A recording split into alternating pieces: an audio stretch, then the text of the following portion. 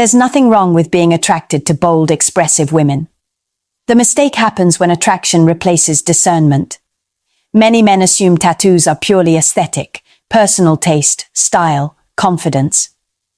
But psychology tells a more complex story. Tattoos often coincide with moments of identity rupture, rebellion, or emotional reinvention. That doesn't mean danger. It means patterns. And patterns matter when you're choosing a partner, not a thrill. Studies don't instruct you to avoid women with tattoos. They invite you to understand what typically comes with them so you can decide consciously instead of emotionally. In this video, I'm going to walk you through 11 risks men often overlook until they're already invested. Not to scare you, but to give you back control over your choices, your boundaries, and your future. Let me be clear before we go any further. Not every woman with tattoos is a red flag. And this is not about judging women or policing appearance. This is about protecting your emotional investment, your time, and your future. If you value psychological clarity in modern dating, take a second to like this video and subscribe. Now let's start with what most men never think to examine. Number 1. Her past is written on her skin.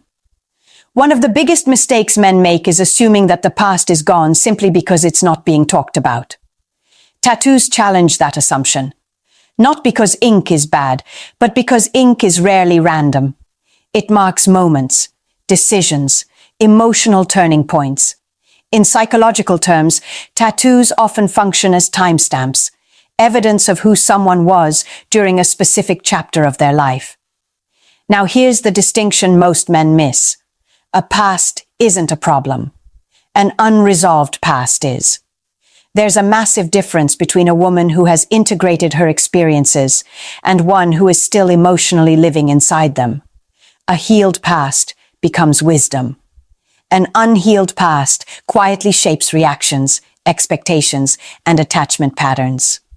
When a woman's body becomes a record of emotional highs and lows, you need to ask a hard question. Are those chapters closed, or are they still active? Because if they're still active, you're not just dating the woman in front of you. You're dating the emotional residue of former versions of her, former relationships, former identities, former pain. This is where many stable men get drained without understanding why. They think they're being supportive, patient, mature. But what they're actually doing is competing with ghosts. Ghosts of ex-partners. Ghosts of old coping mechanisms. Ghosts of identities she hasn't fully released. And no matter how grounded you are, competing with ghosts is exhausting because they don't play by present-day rules. Here's the truth most men need to hear early. You are not obligated to prove that you can handle someone else's unfinished emotional work. Empathy is healthy. Self-sacrifice is not. If her past is still steering her present, it will eventually steer your relationship too. This isn't about fear. It's about awareness. Because the earlier you recognize unresolved history, the more power you retain over your future choices. Number 2. The rebellion phase never really ended. Tattoos are often acquired during moments of rupture, breakups, betrayals, loss, periods where someone feels powerless and decides to reclaim control in the most visible way possible. This is what many people casually call the burn it all down phase. And rebellion, in small doses, can look bold, liberating, even attractive.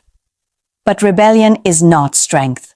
Psychologically, it's usually a response to feeling trapped, unseen, or controlled. It's the nervous system saying, I refuse to be constrained again.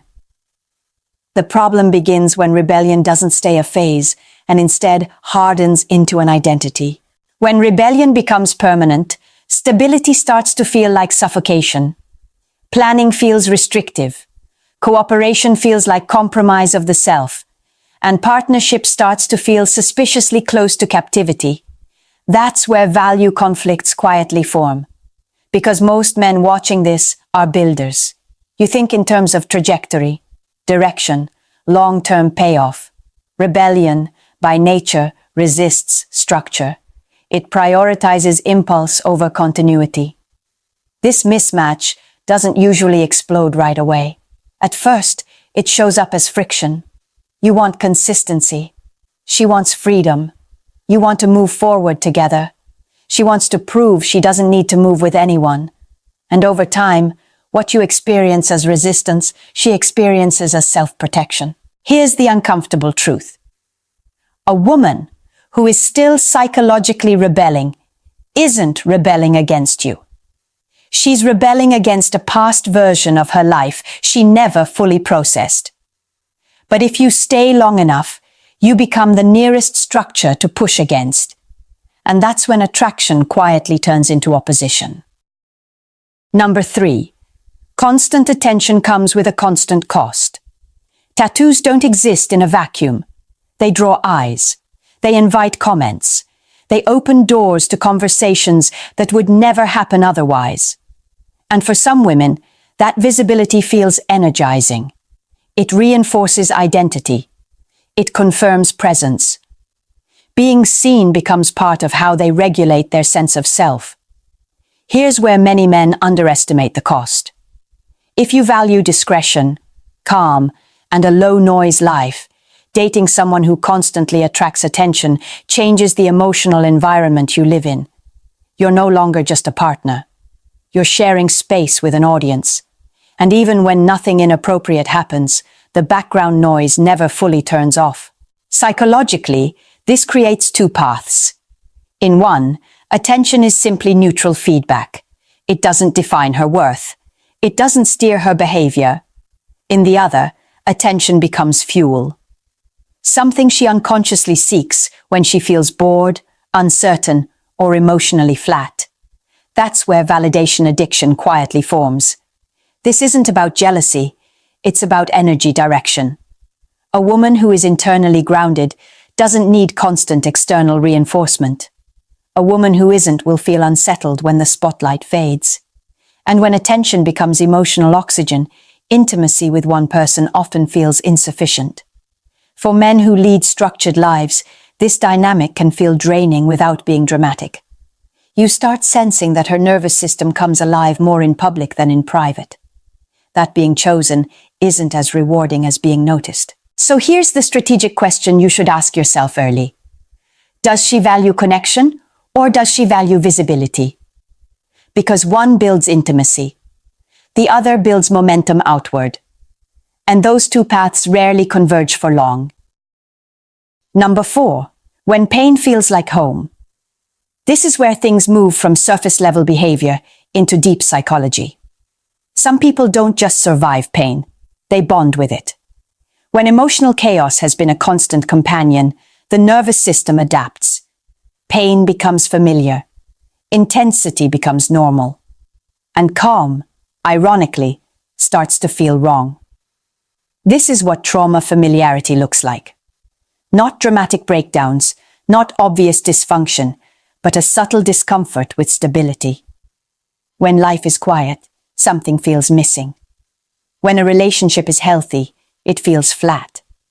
So without consciously meaning to, she gravitates back toward emotional friction because friction feels alive. This is why many emotionally stable men experience a strange pattern. At first, they're refreshing, safe, different. But over time, their steadiness is reinterpreted as boredom. Their consistency feels predictable. Their emotional regulation feels dull. And suddenly, the chemistry that once felt strong begins to evaporate. What's actually happening is a mismatch of emotional wiring. Chaos creates spikes. Drama creates adrenaline. Pain creates intensity. And when those elements have been confused with love in the past, peace can't compete. The nervous system doesn't register safety as attraction. It registers it as absence. The cycle is painfully consistent.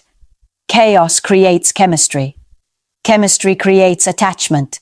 Attachment creates destruction. Then, the aftermath reinforces the belief that love always hurts. And when a man shows up who doesn't hurt her, he doesn't fit the script. Here's the warning men need to hear clearly.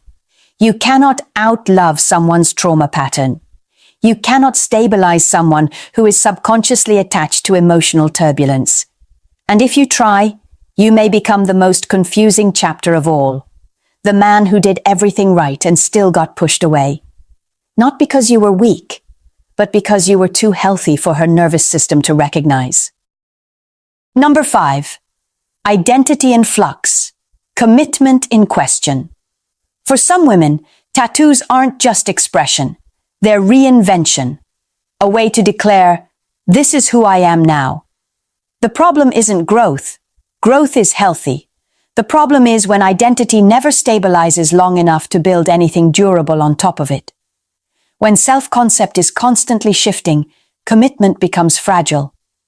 1 year she's grounded, introspective, searching for meaning.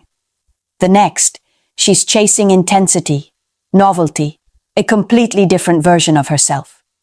Each new chapter feels authentic in the moment, but none of them last long enough to form roots. Early on, this can feel exciting. Unpredictability creates intrigue. You feel like you're with someone dynamic, evolving, alive. But over time, that same unpredictability turns into emotional whiplash. You stop planning long-term because you don't know who you'll be planning with 6 months from now. And neither does she. This is where many men quietly abandon their own needs. They tell themselves stability is boring, that wanting consistency is controlling, that adapting is part of being a good partner. But adaptation without reciprocity slowly erodes your sense of ground. Here's the key distinction. Healthy identity growth moves forward while maintaining continuity. Unstable identity resets itself every time discomfort appears. Tattoos, in this context, aren't the issue. They're the signal that reinvention may be used as avoidance rather than integration. If you're a man who values direction, continuity, and long-term alignment, pay attention here. Because you cannot commit to someone who is still experimenting with who they are. And waiting for identity to settle is not a strategy. It's a gamble. Number 6. Her circle will eventually become your problem. Men often believe they're choosing an individual. In reality, they're stepping into an ecosystem. A woman's social circle isn't background noise. It's a psychological environment that reinforces beliefs, behaviors, and emotional norms. Over time, that environment shapes the relationship whether you like it or not. Here's the part most men underestimate. People adapt to the group they feel safest in. If her closest friends thrive on drama, chaos, and constant emotional upheaval, that becomes normalized. Not because she's weak, but because humans are wired for belonging. What's repeated socially becomes justified internally. This is the contamination effect. You may start out as the calm center, the grounded presence. But slowly, the outside voices creep in. Doubts get planted. Narratives get reinforced. Small conflicts get magnified. And suddenly, issues that never existed between the two of you start appearing out of nowhere. Pay attention to what her circle celebrates. Do they reward accountability or victimhood? Growth or grievance? Stability or excitement at any cost? Because over time, those values don't stay external. They enter the relationship through advice, validation, and emotional alignment. This isn't about isolation or control. It's about realism. If the tribe sees men as disposable, relationships as temporary, and chaos as entertainment, love doesn't stand much of a chance. Not because you didn't try hard enough, but because you were outnumbered. Here's the truth most men learn too late. You can be emotionally healthy and still lose a relationship if the surrounding environment is toxic. Love doesn't operate in a vacuum, and no matter how strong you are individually, swimming against a current every day will eventually exhaust you. Choose wisely, not just who you date, but what world you're stepping into with her. Number 7. Tattoos can become armor for low self-worth. Not all armor is visible. Some of it is inked. For certain women, tattoos are not just expression, they're protection. a way to control how the world looks at them before the world gets close enough to hurt them. When self-worth is fragile, visibility feels safer than vulnerability. This often shows up in subtle ways. You compliment her, and she deflects. You show emotional interest, and she pulls back. You get closer, and she suddenly becomes distant. It's not manipulation in the calculated sense, it's defense. Shame, insecurity, and unresolved self-criticism don't disappear because someone else offers love. Psychologically, tattoos can function like emotional body armor. They say, look at this instead of scars, instead of doubt, instead of the parts she doesn't believe are enough. The problem is that armor protects against connection just as much as it protects against pain. And intimacy cannot grow where defenses never come down. This is where many men slide into a dangerous role without realizing it. They become the supporter, the reassurer, the fixer. They give more patience, more understanding, more emotional labor, hoping that consistency will heal what's broken. But here's the line you need to draw clearly.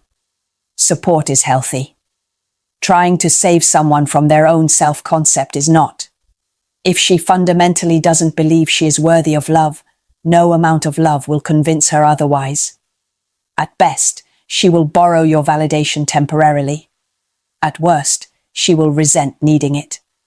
Either way, the relationship becomes uneven. This is not about judgment. It's about limits. You can walk beside someone who is doing the work. You cannot carry someone who refuses to face themselves. And if her armor never comes off, it's not because you didn't try hard enough. It's because love cannot penetrate what self-worth keeps locked. Number 8. Impulsivity masquerading as freedom. One of the most seductive myths in modern dating is that impulse equals authenticity, that acting on feeling is somehow more honest than acting on principle. Tattoos can sometimes be a reflection of that belief. Decisions made in moments of intensity, emotion, or identity shifts without long-term consideration. Here's the psychological issue underneath. Impulsivity is driven by short-term dopamine. It prioritizes immediate relief or excitement over delayed stability. That doesn't make someone bad, but it does make their decision-making unreliable in long-term partnerships. Men who operate from principle think in cause and effect. They ask, what does this choice create 6 months from now? Impulsive people ask, what do I feel right now? That gap matters, because when boredom hits, or attraction fluctuates, or life becomes repetitive, as it always does, impulsivity looks for stimulation, not solutions. This is where freedom gets misdefined. Healthy freedom includes restraint. It includes the ability to pause, reflect, and choose alignment over appetite. Instability disguises itself as spontaneity when there is no internal structure holding it together. Pay attention to patterns, not explanations. How does she respond when emotions shift? When discomfort appears? When novelty fades? If choices are consistently made to escape feeling rather than work through it, that pattern will eventually touch your relationship. This isn't about controlling someone else's behavior. It's about recognizing whether your values are compatible. A man who builds his life intentionally will always struggle with a partner who lives reactively. Spontaneity can add color to a relationship, but when impulse replaces principle, commitment becomes fragile. And fragility is not something you can outgrow your way out of. Number 9. Tattoos can become emotional tests. Most men dislike the word tests, but psychological evaluation is part of female mate selection, whether you notice it or not. Sometimes it's subtle, sometimes it's unconscious, and sometimes it's built directly into identity. Tattoos can function as more than self-expression. They can become an emotional moat. Here's how it plays out. If you question them, you're labeled judgmental or insecure. If you praise them, You're expected to validate not just the art, but the story behind it. If you ignore them, you're inattentive. No matter how you respond, you're being measured. Not for your opinion, but for your reaction. This creates a lose-lose dynamic when the woman is emotionally guarded. The tattoos act as a pre-installed filter. Critique pushes you out. Enthusiasm pulls you into performance. Neutrality triggers suspicion. And suddenly, the relationship isn't about connection anymore. It's about passing checkpoints you didn't agree to. This is where many men lose leverage without realizing it. They start managing their behavior instead of expressing themselves. They self-edit. They walk on psychological eggshells. And the more they adapt, the more control shifts away from them. Here's the mindset shift you need. Tests only work on men who believe they must earn access by compliance. A grounded man doesn't argue with tests. He observes them.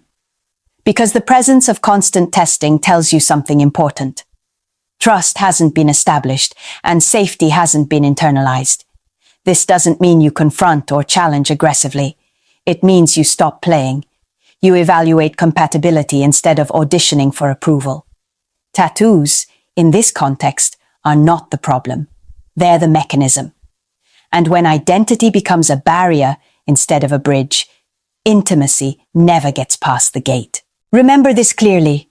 You are allowed to have preferences. You are allowed to assess fit.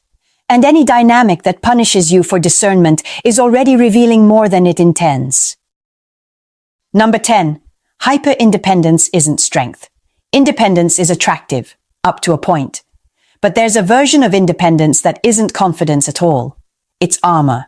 Hyper-independence forms when relying on others once felt unsafe, disappointing, or humiliating. So the rule becomes simple. Need no one, trust no one, depend on nothing. On the surface, this can look powerful. She's self-sufficient, assertive, untouchable. But in relationships, hyper-independence creates a quiet imbalance. Because intimacy requires interdependence, the ability to give and receive support without turning it into a power struggle. When a woman cannot tolerate being needed, she also cannot tolerate letting someone lead, protect, or emotionally anchor the relationship. Any gesture of care is reframed as control. Any attempt at structure feels like limitation. And slowly, you're pushed into a strange role. Present, but unnecessary. This is where many men feel an unspoken frustration they can't name. You show up, you contribute, you invest, but you're never fully let in. Decisions are made without you. Emotional distance is justified as strength, and your value becomes conditional, appreciated, but not relied upon. Psychologically, this creates a parent-child dynamic without either person asking for it. She maintains control by needing nothing. You're allowed proximity, not partnership. And over time, attraction erodes because polarity cannot survive where vulnerability is forbidden. Here's the line you need to recognize early. A healthy relationship doesn't require neediness, but it does require openness to mutual reliance. If she never needs you, never leans, never softens, you're not her partner. You're her proof that she can stay guarded and still feel wanted. Number 11. You might be the reset, not the end game. This is where many men finally understand what went wrong, usually after it's already over. You entered her life at a moment of exhaustion, after chaos, after instability, after emotional burnout. And compared to what she came from, you felt like relief, calm, safety, peace. But peace is not the same as readiness. Some women are drawn to stability not because they've healed, but because they're depleted. They don't want chaos anymore, but they're also not finished being wired by it. This creates what I call a peace allergy. Calm feels good at first, but unfamiliar. And over time, unfamiliar starts to feel wrong. You become the reset, the place where her nervous system slows down, where life feels manageable again. But that doesn't automatically make you the destination, because if healing hasn't happened, peace eventually feels empty. And when that emptiness appears, old patterns start calling again. This is where certain tattoo patterns matter, not morally, but psychologically. Studies point to 3 indicators that raise risk when they cluster together: number of tattoos, size and visibility, and the psychological darkness of the imagery. These are often referred to as NSP markers, not guarantees, but probabilities. Signals of prolonged identity struggle rather than integrated self-expression. This doesn't mean she's bad. It means her relationship history may be built on transitions, not destinations. One chapter ends, another begins, but nothing fully settles. And if you don't recognize this early, you may spend years proving you're safe, only to be left when safety stops feeling stimulating. Here's the final truth men need to internalize. You cannot turn yourself into an anchor for someone who still lives for the storm. You can offer stability. You cannot make it satisfying to someone who hasn't learned how to live inside it. This isn't about fear, it's about selection, about recognizing whether you're being chosen as a future or as a pause. And a pause, no matter how intense, is never meant to last. By now, you should see the pattern clearly. Tattoos are not a sentence. They're not a verdict on character or morality. They're data, psychological signals, clues about identity, coping mechanisms, emotional history, and value alignment. The mistake men make is treating data as decoration, and then acting surprised when patterns repeat. This was never about labeling women as good or bad. That's lazy thinking. The real question is much harder and far more important. Is this woman aligned with the life you're trying to build? Because attraction alone is not enough. Chemistry alone is not enough.